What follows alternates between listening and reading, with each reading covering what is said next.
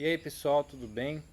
Viu o vídeo lamentável da Janaina Pascoal, toda descontrolada, falando que o presidente Bolsonaro tem que ser afastado. Pois bem, sabemos que o teste do Covid 2019 de Jair Bolsonaro deu negativo. Tanto que deu negativo que eles exigiam um novo exame, né? Eles estavam duvidando que da palavra do próprio presidente, porque eles queriam que o presidente tivesse a doença. Mas eu acredito que ele não tenha de fato. Então ele foi em manifestação. E a própria Janaina Pascoal deturpou a fala do presidente Bolsonaro. Tanto que foi colocada a hashtag Desculpa Jair, mas eu vou. As pessoas foram nas manifestações, sim. O presidente Bolsonaro acabou se deparando com aquela multidão que estava ali defendendo o governo dele e ele cumprimentou algumas pessoas e tudo mais. E isso, de certa forma, atinge este pessoal.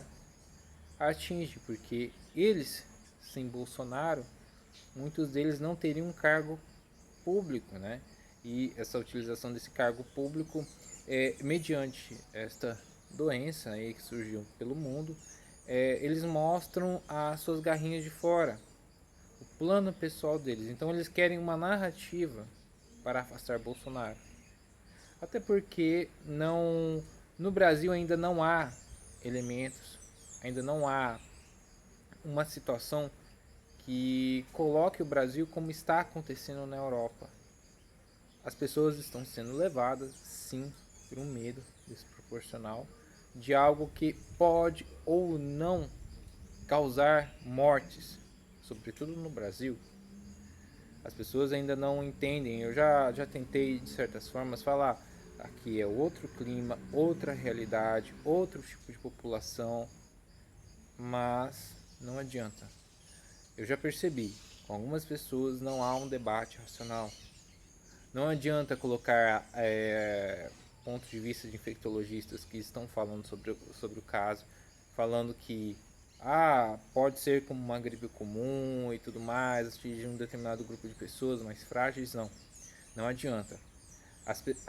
Ao controle estatal, sim, está sendo usado também para um controle. Estão aproveitando a doença para ter o controle também.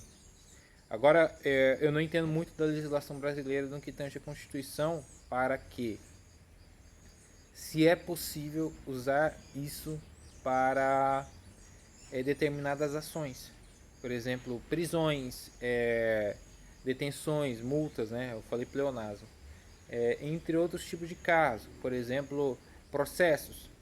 Por exemplo, se eu estou dando uma opinião mais cética em relação a isso, eu poderia ser processado por supostamente estar cometendo um crime contra a saúde pública? Por falar para você e te convencer que a situação não é tão grave assim, no ponto de vista técnico? Essa é a minha pergunta. Por exemplo, o que a Janina Pascoal falou que o presidente seria afastado imediatamente. Como? Que dispositivos legais ela usaria para isso? Porque ela falou que o processo de impeachment demoraria muito. Ela quer para ontem a deposição de Bolsonaro do cargo. Mas sem um processo de impeachment, então seria um golpe. Porque teria que ter um crime de responsabilidade. Mas será que há um dispositivo legal para tal? Eu não sei. Por isso que eu nem vou argumentar em relação a isso. Estou só tentando entender aonde que ela quis chegar na frase dela. É só uma pergunta. E eu acho válido a gente perguntar isso. Analisar com que pé está cada situação. Claro que o meu ceticismo pode ser uma coisa negativa. Pode ser que seja algo grave de verdade. Ou pode ser que não. Eu não entendo. Eu particularmente não entendo. Talvez seja um problema meu. Mas eu acredito que a doença em si está sendo usada como uma forma de engenharia social pelo mundo inteiro. Sobretudo pela China. As bolsas caem no mundo inteiro devido à situação de pânico. As ações caem, os chineses vão lá e compram. O que me explica o país que se originou a doença, tendo uma alta na bolsa, uma alta nas suas ações, enquanto todos os principais países negativos, índices negativos, acima de 10 a quase 30%. E eles comprando ações de empresas desses países. Eu me pergunto, eu acho que um simples questionamento não seria um problema, porque tem algo errado. Se no local que houve a manifestação desse Covid-2019, quando foi alertado antes do problema se espalhar pelo mundo, o próprio governo chinês fez pouco caso, tentou silenciar as pessoas que estavam alertando sobre o problema, inclusive uma delas veio a óbito pela própria doença, supostamente foi dito. E agora o mundo em si, o resto do mundo, tem que parar totalmente suas atividades econômicas, né? Tem que reduzir tudo, parar tudo, multar pessoas e tudo mais, e blá blá blá. Até falam em afastamento de um líder, chefe de estado e tudo mais, né?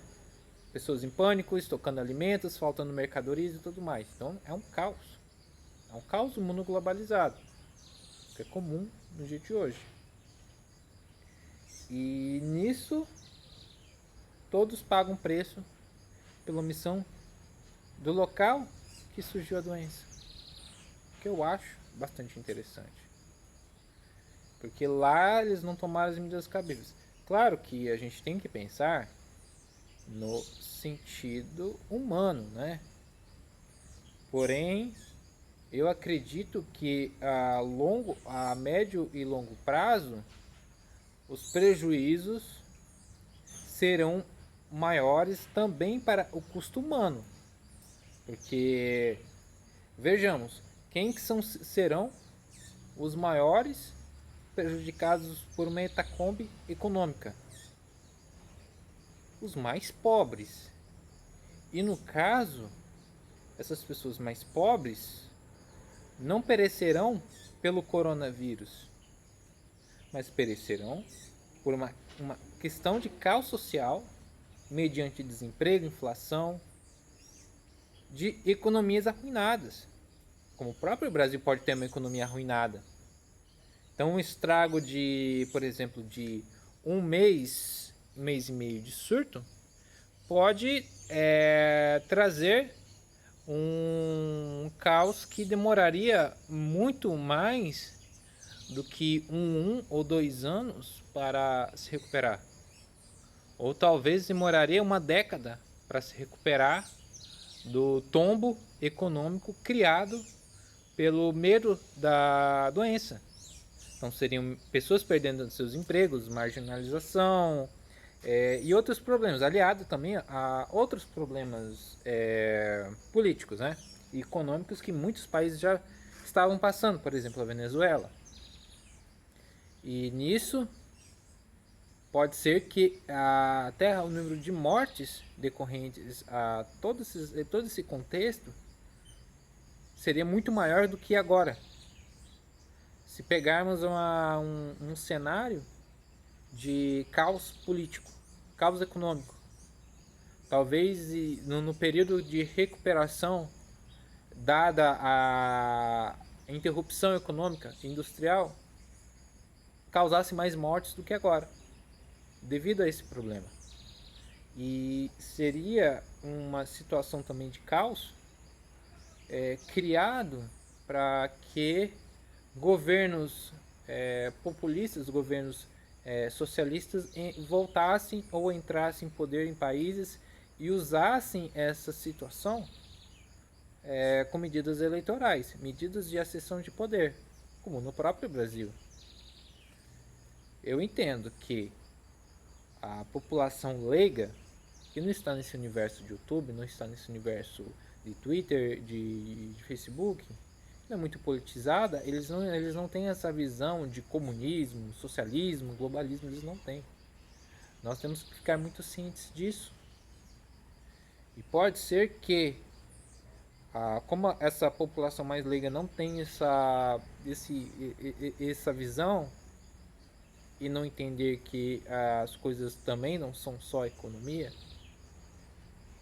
que o Bolsonaro não foi um bom presidente, ou outro presidente, outro país não foi um bom presidente, um primeiro-ministro, etc., um governo, etc. e tal, e entre no poder pessoas usando essa situação até para fins ditatoriais.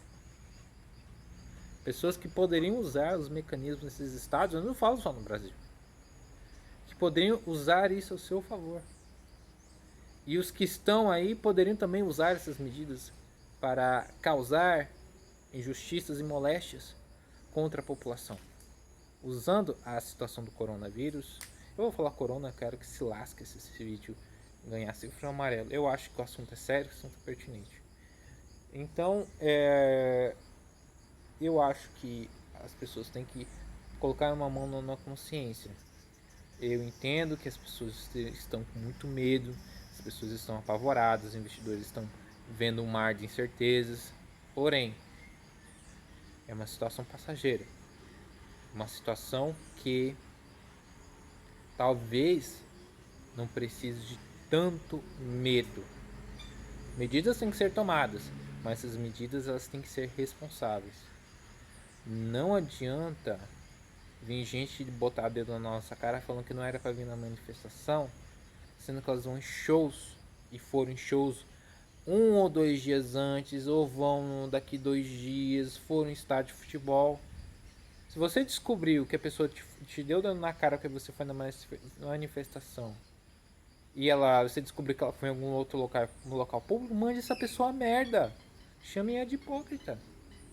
Não há coerência no discurso dela.